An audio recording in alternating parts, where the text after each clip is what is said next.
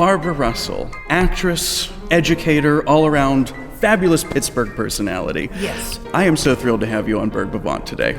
My pleasure.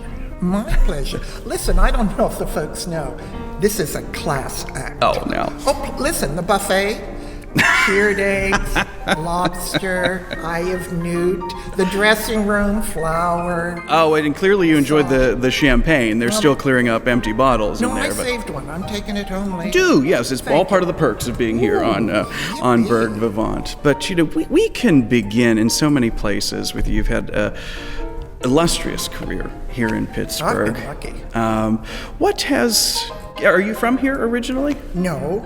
Well, yes, this area, but I was born in Grafton, PA, which is a suburb of Blacklick, PA, which is near Indiana, PA. But Grafton doesn't exist anymore. It's now sort of the runoff if there is a flood for the flood control. Mm-hmm. So if I were ever really famous and they wanted to say birthplace, it would have to be a buoy in the middle of the lake. Where that is now. PA. Well, that's kind of an honor. Born here. Ups and downs on the waves. It could be a metaphor for one's career. Yes.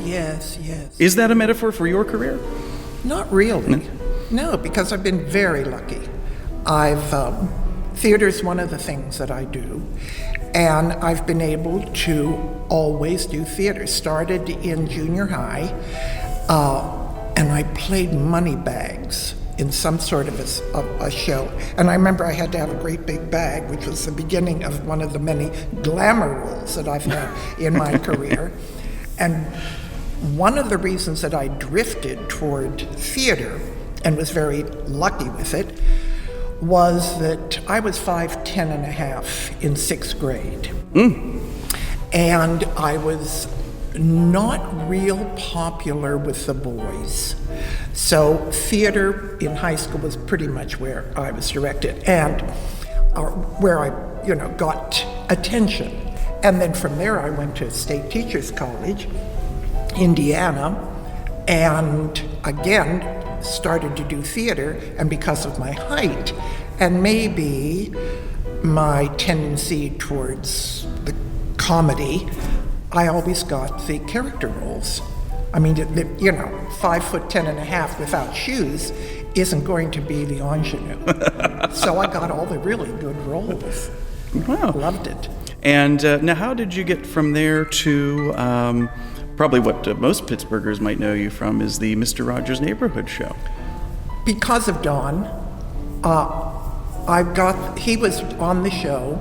I got to know Fred, and then Fred chose to use me, but not as a regular character. I was Linda Dingleborder, a mother who worked at the time when Fred wanted to show working mothers.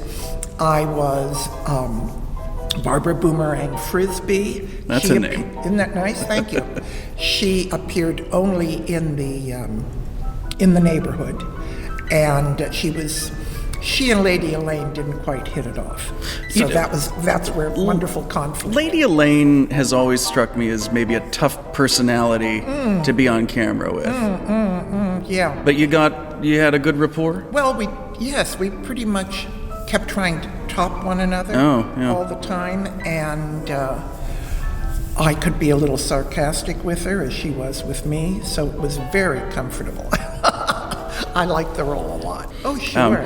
And, for the young ones who may not remember as clearly as you and I do, Don Brockett was probably one of the most beloved Pittsburgh personalities next to Fred Rogers, and you and he had a comedy duo for many years. And on the Mr. Rogers' Neighborhood Show, he played a recurring character, Chef Brockett.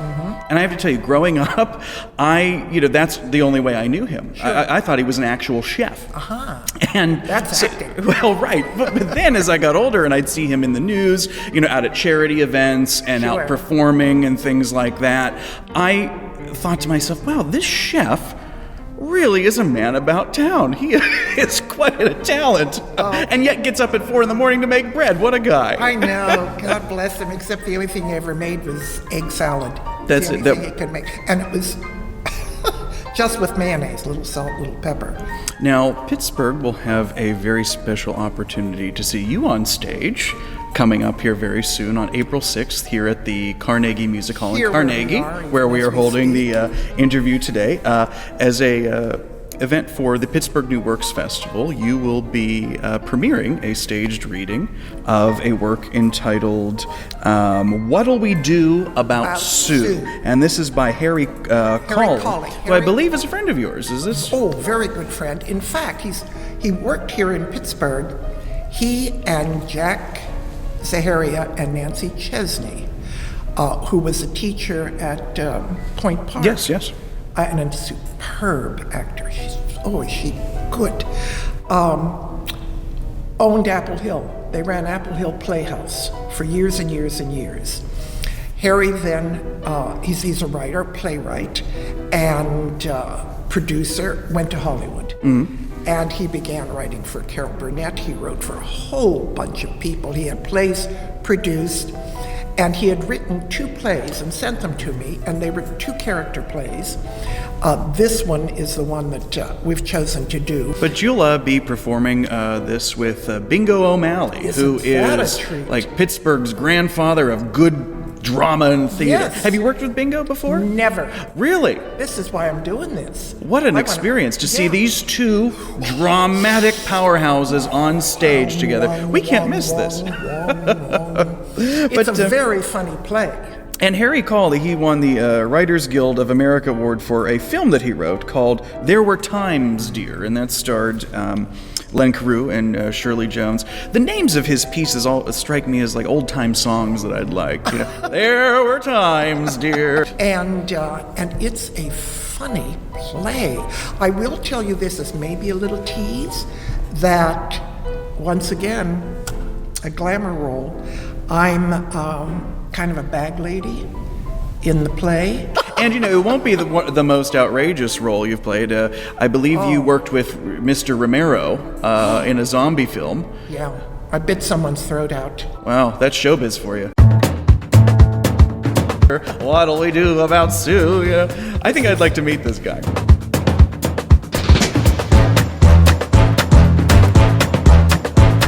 The answer is yes. I mean, any actor. To play a loose woman and paint your wagon. The madam, hello. Well, if you're going to be among them, you may as well be in charge.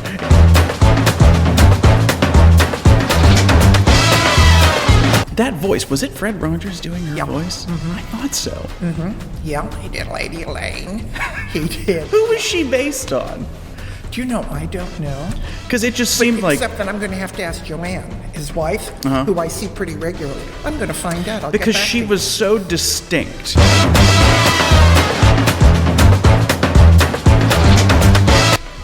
And had such a look to her that I can only liken to Rod Stewart in my basis of comparison.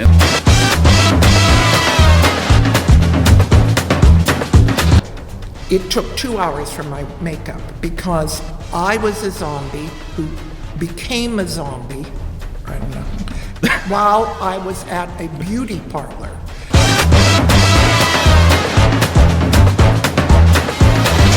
And I was to bite someone right here, okay? And then blood, and then I get shot in the back of the head. Wow, that's quite a day on set. Please, I'm an actor.